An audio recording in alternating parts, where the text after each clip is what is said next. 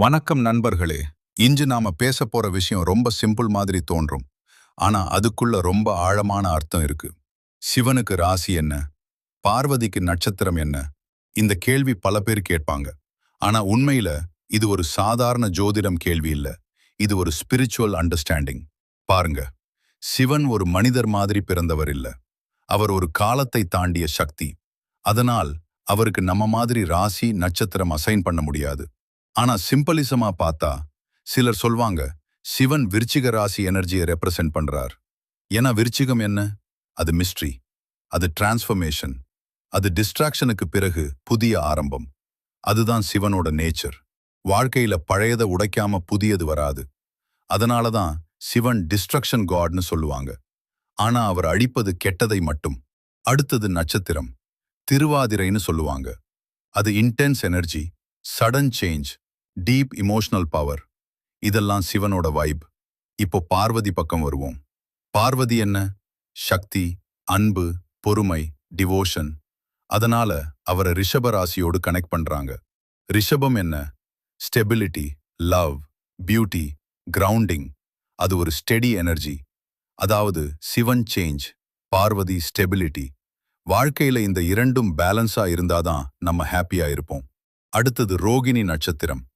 அது அழகு, கவர்ச்சி, நர்ச்சரிங் நேச்சர், ஒரு கேரிங் எனர்ஜி. அது பார்வதி அம்மனோட பியூர் வடிவம். ஆனா நண்பர்களே, முக்கியமான பாயிண்ட் என்னன்னா, இதை லிட்ரலா எடுத்துக்கொள்ள வேண்டாம்.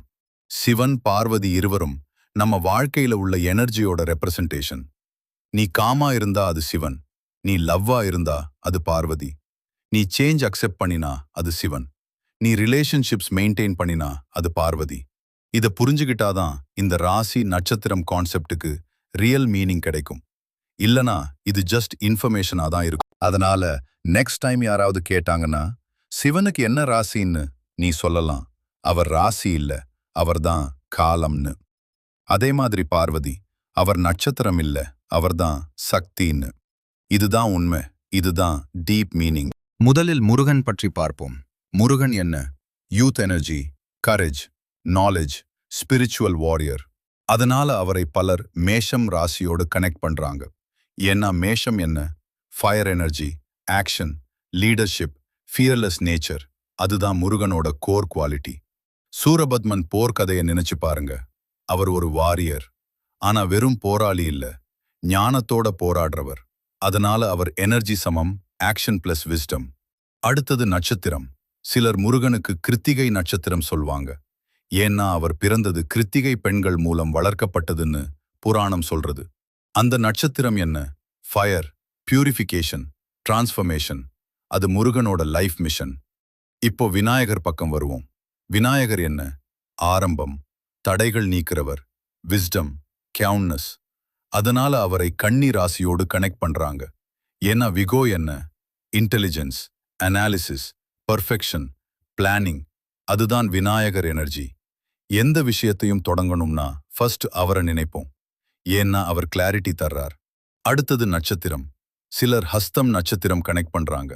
அது என்ன எனர்ஜினா? Skill, control, creation. அதாவது எந்த விஷயத்தையும் சரியாக ஹேண்டில் பண்ற பவர். அது விநாயகர் நேச்சருக்கு மேட்ச் ஆகுது. ஆனா நண்பர்களே, இங்கும் சேம் முக்கியமான உண்மை.